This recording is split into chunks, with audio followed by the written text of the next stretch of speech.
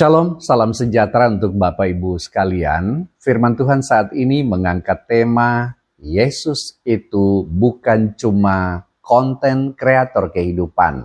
Dia adalah pemilik platformnya. Bacaan Alkitab Ibrani pasal 1 ayat 5 sampai 14. Bapak Ibu Saudara yang dikasihi Tuhan, di era digital saat ini kita sangat akrab dengan istilah konten kreator. Mereka adalah orang-orang yang mengisi hari-hari kita dengan hiburan, tips, atau kata-kata motivasi. Kita merasa dekat dengan mereka, mengikuti keseharian mereka lewat layar ponsel. Bahkan merasa seolah-olah mereka adalah teman lama. Namun, seberapapun hebatnya seorang kreator, mereka tetap terikat pada aturan platform.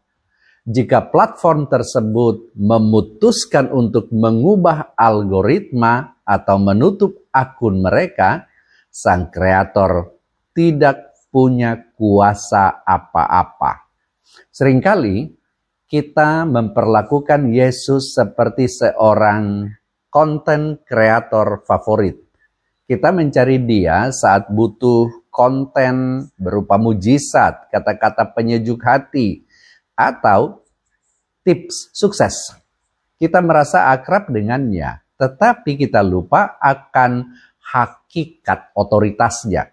Kita menganggap Yesus hanya sebagai salah satu pengisi dalam lini masa kehidupan kita, sejajar dengan hobi, pekerjaan, atau ambisi pribadi kita. Melalui Ibrani 1 ayat 5 sampai 14, penulis Ibrani ingin menarik kita keluar dari pemahaman yang dangkal itu. Yesus bukan sekadar tokoh hebat yang memberi pengaruh atau influencer.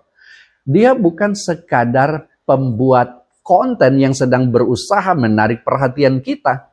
Dia adalah pemilik platform itu sendiri, pemilik semesta alam, dan pemegang otoritas mutlak. Untuk memahami tema dan bacaan ini, ada beberapa poin yang harus kita perhatikan. Pertama, status yang tak terbandingkan. Ayat 5 sampai 6. Penulis Ibrani memulai dengan sebuah argumen yang sangat kuat. Yesus jauh lebih tinggi daripada malaikat. Mengapa malaikat dijadikan pembanding? Karena dalam pandangan religius saat itu, malaikat adalah makhluk spiritual yang sangat luar biasa kekuatannya. Namun, malaikat hanyalah petugas atau kurir pesan. Ayat 5 berkata, karena kepada siapakah di antara malaikat-malaikat itu pernah ia katakan, anakku engkau telah kuperanakan pada hari ini? Yesus memiliki status sebagai anak. Dalam konteks kerajaan, seorang anak adalah pewaris tunggal yang memiliki hak akses penuh terhadap seluruh kekayaan dan otoritas sang ayah. Malaikat diperintahkan untuk menyembah dia, ayat 6, bukan untuk berkompetisi dengannya. Cobalah saudara bayangkan sedang menggunakan sebuah aplikasi media sosial yang sangat canggih. Anda mungkin mengagumi para kreator yang memiliki jutaan pengikut.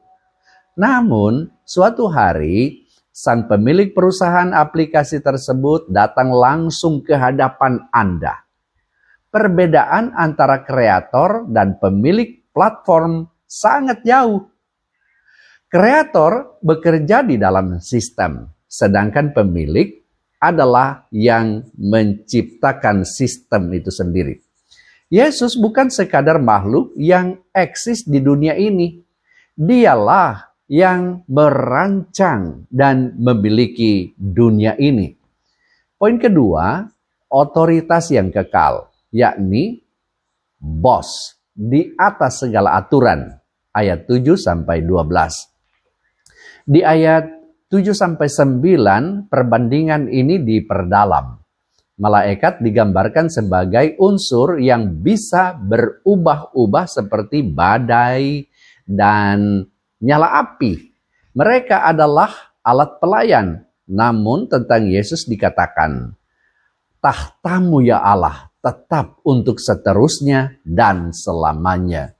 Di sini kita melihat perbedaan antara alat dan otoritas. Yesus bukan alat bagi kepentingan kita.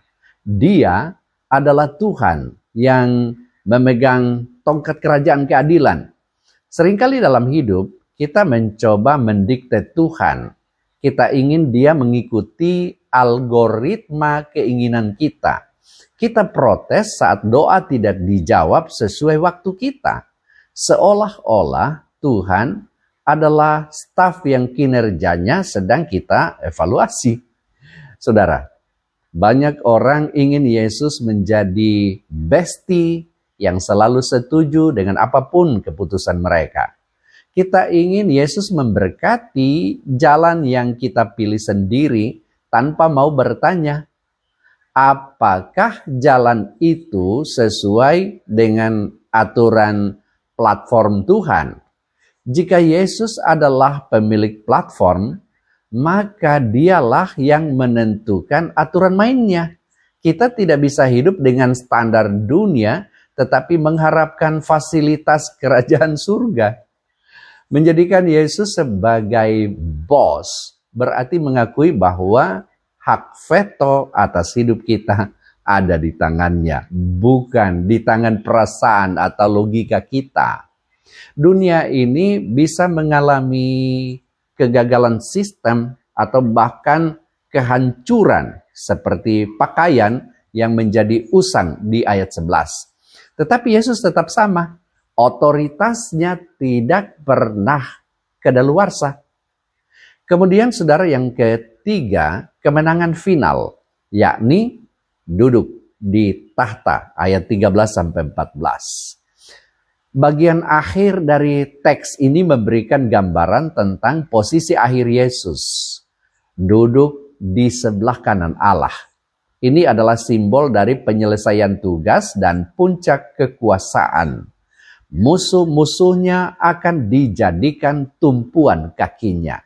Sementara itu, malaikat dan segala makhluk sorgawi lainnya disebut sebagai roh-roh yang melayani.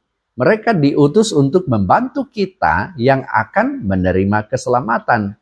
Perhatikan, betapa luar biasanya pengorganisasian Tuhan, yakni sang pemilik platform, yaitu Yesus, mengutus para stafnya, yaitu malaikat, untuk menjaga dan melayani kita sebagai umatnya. Ini memberikan perspektif baru bagi kita. Kita bukan sedang mengabdi kepada seseorang yang tidak punya kuasa. Kita sedang mengabdi kepada Dia yang telah memenangkan peperangan. Jika kita merasa lelah dalam perjuangan hidup, ingatlah bahwa bos kita sudah duduk di tahta kemenangan. Segala tantangan yang kita hadapi hanyalah masalah waktu sebelum akhirnya tunduk di bawah kakinya. Bapak Ibu Saudara yang dikasihi oleh Tuhan, mari kembali kepada analogi digital kita. Apakah kita masih melihat Yesus hanya sebagai salah satu konten yang kita tonton saat sedang luang atau sedang butuh motivasi? Ataukah kita sadar bahwa setiap tarikan nafas kita sebenarnya terjadi dalam platform miliknya? Yesus memang mau menjadi sahabat atau bestie yang paling dekat. Dia peduli pada detail terkecil hidup Anda. Namun, persahabatan dengan Yesus tidak boleh menghapus rasa hormat kita kepadanya sebagai Tuhan atau bos kita. Karena itu saudara, hormati aturannya. Jika dia pemilik platform, ikutilah panduan komunitas yang telah dia tuliskan dalam firman-Nya. Itu bukan untuk menekan, tetapi agar hidup kita tidak error. Lalu percaya kedaulatannya. Saat hidup terasa tidak adil, ingatlah bahwa pemilik platform ini sangat mencintai Anda. Dia tidak akan membiarkan sistem hidup Anda hancur total tanpa tujuan mulia di baliknya. Kemudian, sembahlah dengan benar. Jangan jadikan dia objek konsumsi untuk memuaskan kebutuhan emosional kita saja. Jadikan dia pusat dari segala sesuatu yang kita kerjakan. Saudara, Yesus bukan cuma pengisi hidup. Dialah hidup itu sendiri. Mari kita tunduk pada otoritasnya dan menikmati persahabatan dengannya sebagai Sang Raja semesta alam. Tuhan memberkati saudara sekalian. Amin.